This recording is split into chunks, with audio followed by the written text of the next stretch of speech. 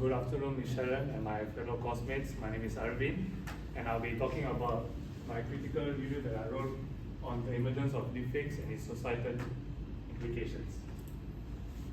So, my overview of my presentation today will be summary and these 4 parts. These 4 parts will explain about how the article contributes to the field, the methodology and approach used in the article, argument and use of evidence, and lastly, the writing style and the text structure.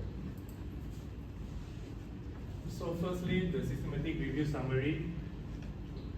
3 authors have come together and conducted a systematic review on deepfake technology, and out of 787 article papers, they have chosen 88 highly relevant papers from year 2017 to year 2021, obtaining diverse range of research methodologies. And the article mainly talks about the need for interdisciplinary collaboration to tackle the societal challenges posed by deepfake technology. And the article itself serves as a valuable insight for policymakers, researchers, and practitioners who seek to lessen the damages posed by deepfakes on society. So let's move on to part 1, significance and contribution to the field. First, the article highlights the dominance of security-related issues such as alongside media, psychological impact and legal regulation. The article also notes gaps in the existing literature, especially in ethical implications and legal regulations beyond pornography. And lastly, it also fosters interdisciplinary dialogue among fields like computer science, social science, law, to encourage the collaboration between them. So, the significance and contribution to the field has massively developed, but there's still few elements that are missing, which are concrete examples and case studies of successful interdisciplinary mitigation strategies are not discussed. Missing insights on cultural, social, and demographic diversity, or how factors like race, gender, and socio-economic status intersect with deepfake impacts. And lastly, methodological limitations of the reviewed studies such as sample size and research design. Next, we will be talking about methodology and approach used in the article. So it can be seen as a qualitative research paradigm because it is conducting a comprehensive analysis and synthesis of existing literature on deepfake technology, and the article ensures validity by sourcing from academic journals or conference proceedings encompassing peer-reviewed articles and preprints. There is also utilization of established databases and search engines. So overall, this article can be seen as a thematic analysis because it involves identifying, analyzing, and reporting patterns, which is themes within the qualitative data. So how does this thematic analysis benefits the article? It benefits by categorizing research methods and identify focus areas within deepfake studies, which also later serves as qualitative data for analysis. Next is visualization tools like word clouds or LUL diagrams, which aid in presenting findings effectively. And lastly, thematic analysis allows the article to be more transparent and also prone for potential replication by other researchers.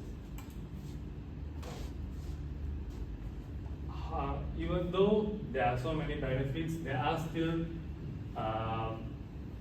authors may have applied their discretion in deciding which studies to include and how to interpret their findings, potentially introducing unintentional bias because they have chosen 88 highly relevant articles out of 787.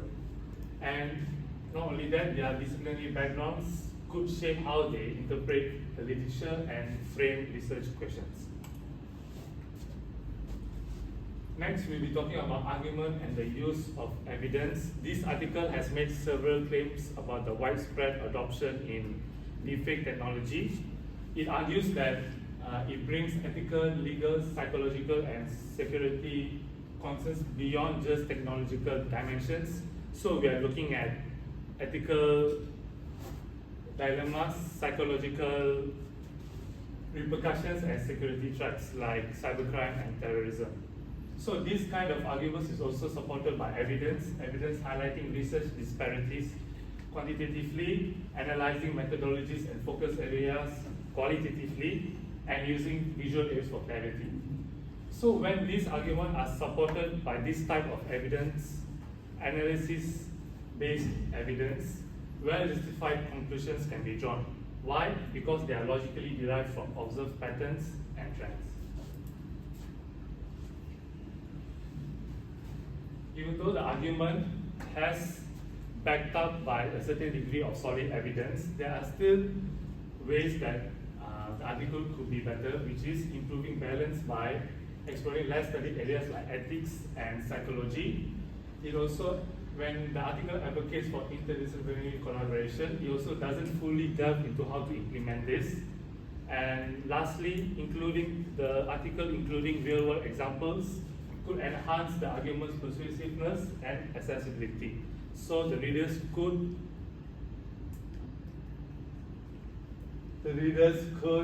experience it on a personal level. And then lastly, we have writing style and text structure. The article has a good balance between academic formality and reader accessibility. It also combines a plethora of knowledge into a logical story.